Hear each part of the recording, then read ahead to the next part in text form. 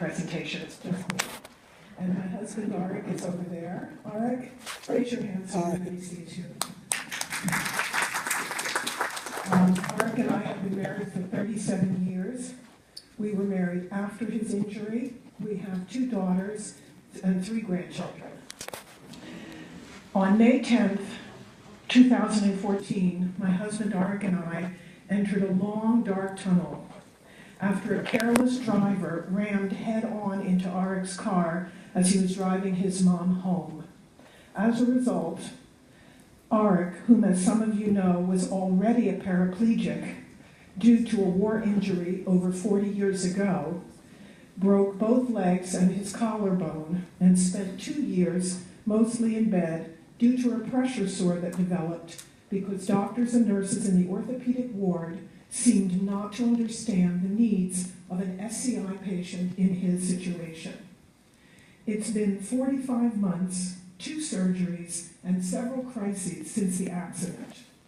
Arik has somewhat returned to his daily routine from before, although he will never be the same, neither will I, and neither will we. I would like to share with this audience of professionals and fellow loved ones who are caregivers some of what I've learned caring for my own loved one. I hope this will encourage those in this audience who are caregivers to their significant others to know that out of unimaginable difficulties, you can try to forge new strength and new intimacy for your shared crisis.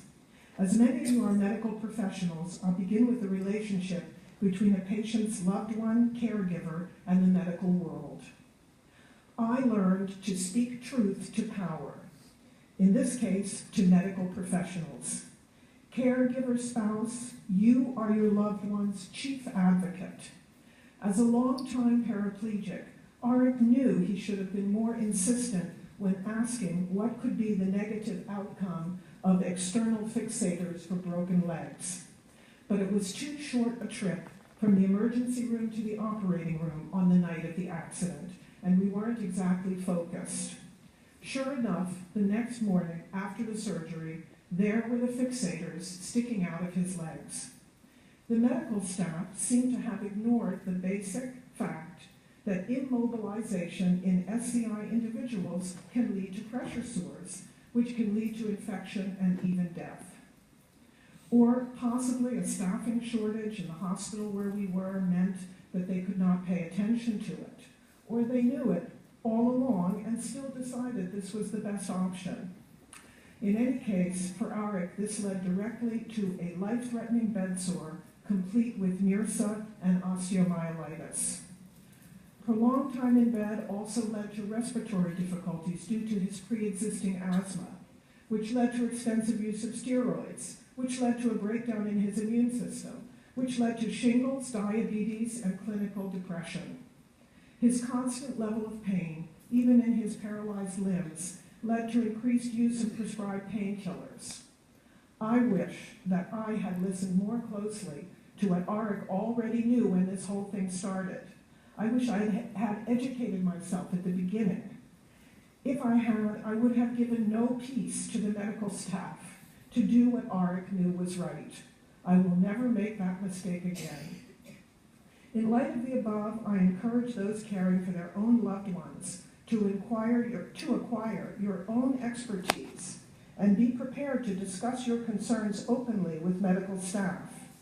And medical professionals, please be prepared for questions when your patient's loved ones have done their homework. And please be patient in fully answering them. Now on to the personal level, which I admit it's not easy for me to share. Caregiver spouses, tell everyone who will listen what happened. Family, neighbors, friends near and far. It helps. One of my friends said I complain all the time, and another said I didn't complain enough. Both were true at different points in our crisis. This is not the time to suffer in silence. Reach out for practical help. I encourage people in my situation to seek out the people your beloved feels at home with, who can provide comfort, company, bring him or her and you a hot meal, do errands, or even relieve you for a few hours. You are closer to the patient than anyone. What that gets you mostly is a spot directly in the line of fire of your loved one's frustration and yours. Try to keep in mind that when the ugly comes out, they don't mean it, and neither do you. More than once, after a long night in the emergency room, or a long wait for the home care nurse, or bad news from the blood tests, the nasty came out. What a toxic waste of energy. But I realize now that most of that nastiness comes not from frustration or from exhaustion. It comes from fear about the future. And not only your loved one's medical future, it's fear over your ability to adapt if you find that your loved one simply doesn't have the same strength to give you what you once received. Remember, your loved one is afraid for the same reasons you are, and what's more, afraid to confide that fear in you. NIRSA, osteomyelitis, and a compromised immune system might be your biggest medical enemies, but fear and the inability to express it are your biggest enemies as a couple. My advice on this score is to summon the love that you once had. Your loved one is still in there somewhere, and he needs your love more than your caregiving technique. The new normal. At some point around end of month 14 after the accident, things began to look particularly bleak for me, the caregiver spouse. What with the daily bandaging, a full-time job, thankfully I was able to work from home, cooking and serving 3 meals a day to Arik, medical errands, caring for his mother who was injured in the same accident, and grandmothering too.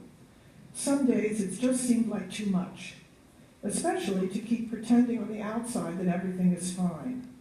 Our family doctor, whom I turned to about my increasing level of exhaustion and insomnia, referred me for a talk with our community social worker. This was her priceless advice. This is your new normal. You have to make a new contract, she told me. That contract is a work in progress. Another piece of advice. There are bright spots on the road to recovery. Recognize and rejoice in these achievements. On our first religious festival after the accident, the Wintertime Festival of Light, Arik wanted to make the main course of our holiday meal, the traditional and very labor-intensive potato pancakes. He did it. After spending most of the first 8 months after the accident in bed, making potato pancakes can seem to be a miracle. So is building Lego with your granddaughter and a million other little things that healthy people and their families take for granted. Dealing with stress. As a caregiver, stress is your constant companion. Send it packing by doing whatever works for you. Prayer, meditation, reading your sacred texts, exercise, breathe, walk, run, swim, watch nature films, the waves, or the sunset. This is not pampering. It's essential for your health, as I learned. Not only your loved ones will suffer a weakened immune system, so will you. And the results can be disastrous. I didn't really know what whooping cough was or pleuritis until I became sick with both. One thing I did to alleviate the stress for both of us was to focus on pictures of the family and words of love that I put up on what I called the encouragement wall opposite Arik's bed. Look to tomorrow. In our situation, where recovery has been a matter of years, I tried to end the particularly bad days by sharing with Arik what has become one of our most valuable and empirical lessons. Tomorrow will be better. And I ask professionals here today to listen closely to your patients, loved ones, caregivers, and learn from them so as to provide better quality of life for both your patients and their loved ones. Thank you. Thank you very much to coaching